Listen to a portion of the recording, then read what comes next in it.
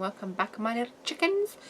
Today we're going to be taking a look at common mistakes that novice writers make with regards to narration and description, and we're going to learn how to avoid them.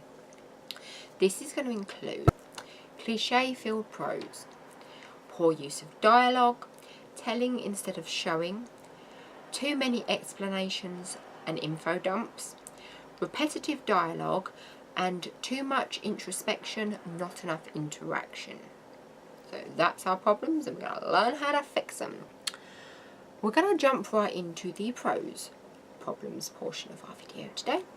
Cliches, the bane of any writer's existence. And yes, I did that on purpose. Wasn't that a very good example of a cliche?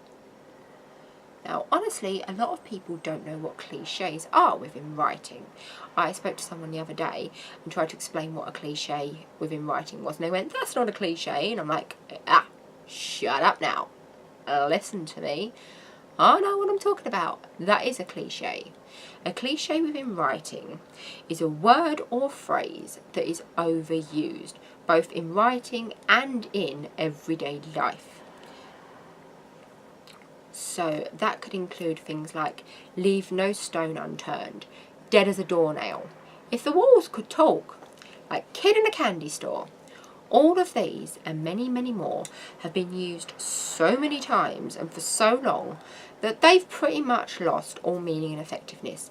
You can say the words, but they don't really conjure up that image that they used to do when they were first introduced and they were first written. If your book is full of cliches, it will appear lazy and uncreative. There's no two ways about it. Okay, so here is my top tip for avoiding cliches.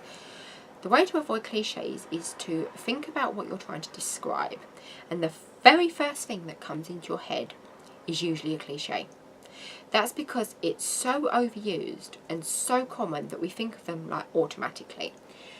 For example, if you wanted to describe how someone had cold hands, the first thing you'd probably think of was, her hands were as cold as ice. Okay. Yeah, with me so far? That's because it's so common and such a cliche that we hear it every single day. People can walk in and go, "Oh, my hands are like ice." It's common. You don't want that. So, now that we've found our cliche, what we have to do is learn to avoid them and to find a new and creative way of saying the exact same thing, but without that standard phrasing.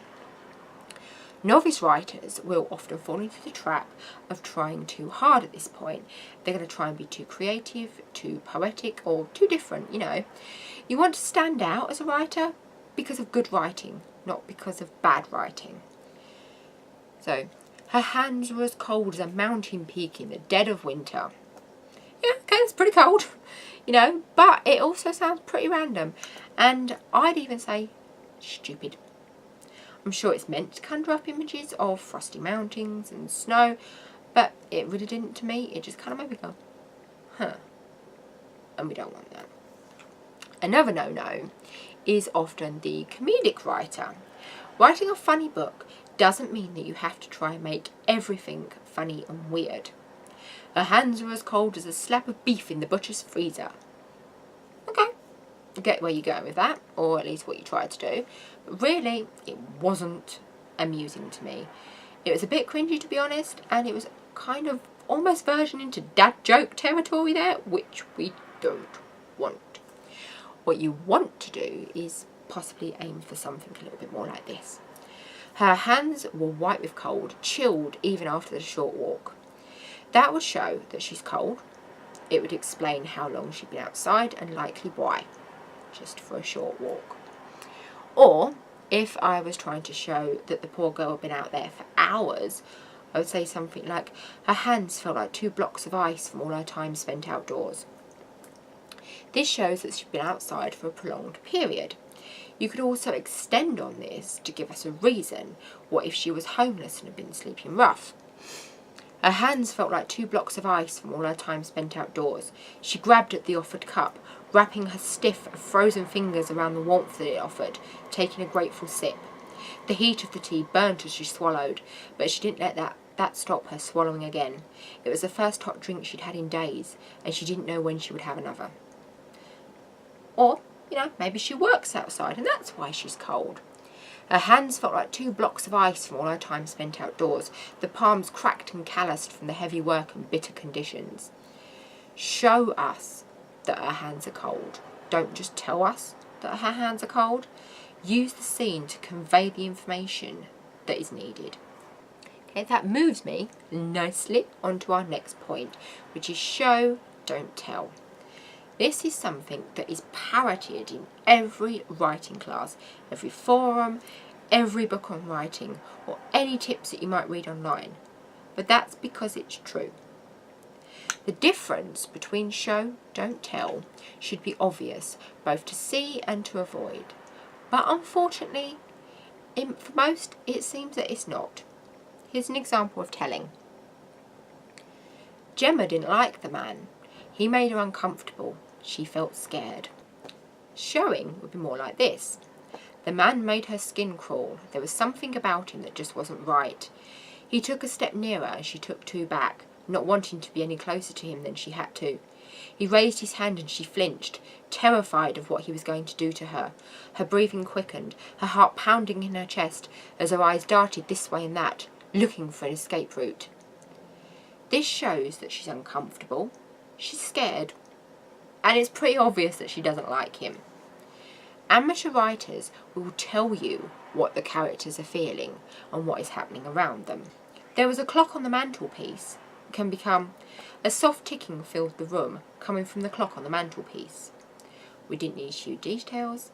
The paragraph didn't have to be a massive thing explaining the clock, its heritage, how it got there, although if the clock is a valuable plot point, then of course you could expand on that a little bit more and give it more detail.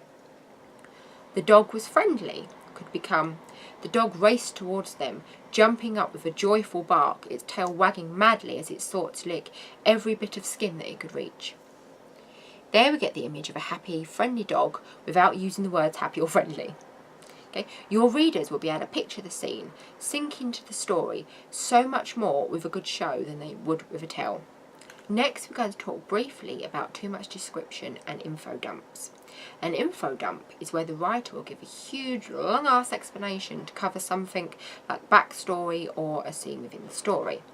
Readers hate things like that. It can easily turn boring, and too much in one go means that they'll often end up skipping the explanations altogether, and then they'll miss what could be vital information from the future of the story, leaving them confused and annoyed. As with anything, it's better that you get your info in small, easier to digest chunks. So if you have a character telling someone about a tragic event in their life, break it up with some action. Have your character sipping a drink, fiddling with their phone, lighting a cigarette if they smoke, even just moving around the room. Okay? Break it into smaller chunks with breaks in between the chunks of information. Don't info dump. Make sure that all the information you are giving is actually needed. That's another big thing. Don't feel like you have to add lots of extra details in an attempt to make it feel longer or seem more interesting. Often less is more. I'm going to be doing a more in-depth video on dialogue in the future, so I won't be going into great details today, but I'm hopefully going to give you enough to recognise the problems. For example, if your character was explaining that they were afraid of dogs, say they once got bitten, you could describe them being at the park with friends. You could describe them seeing a dog, you can explain about them petting the dog and then the dog turning, and then you can talk about them needing stitches or whatever happened after. What you don't need to say is that it was a Tuesday, 4 months after their 9th birthday. Just saying that they were around 9 years old at the time is fine. That it was a sunny spring day but enough wind chill to need a coat. You don't need to include that it was 4:29 p.m. exactly, or that they were playing on the swing when the dog came after having been on the roundabout, the slide and the seesaw. None of this is relevant. It's just filler for the sake of it, and it's going to get quite boring.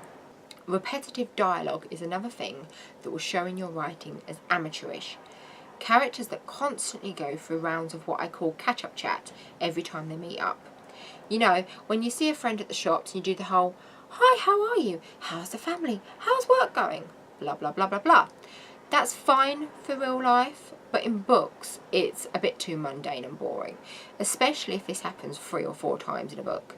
No one does that in real life. If you've seen someone more than once in a week or even in a month, then you've already done your catch-up. you don't need it. Watch some quality TV shows. That's always a good way to have a look at how to put dialogue together. Study the dialogue there. See how they keep it fresh and interesting, and above all, how they use it to advance the story. Too much introspection and not enough interaction is a common problem with novice writers. They seem to think that readers need and want to know every single tiny thing about their characters and what they're thinking and what they're feeling. And while introspection can be a wonderful way of giving a character some depth and to show their history and personality, it can also be incredibly boring, especially, I'm going to say it again, especially if you're using a first-person point of view for your book. Too much inner monologuing and laying around on couches going over every event in their head can be too intense, but it's also repetitive, because your reader will likely just have read that scene that the character is now analysing, and they don't want to be seeing it again.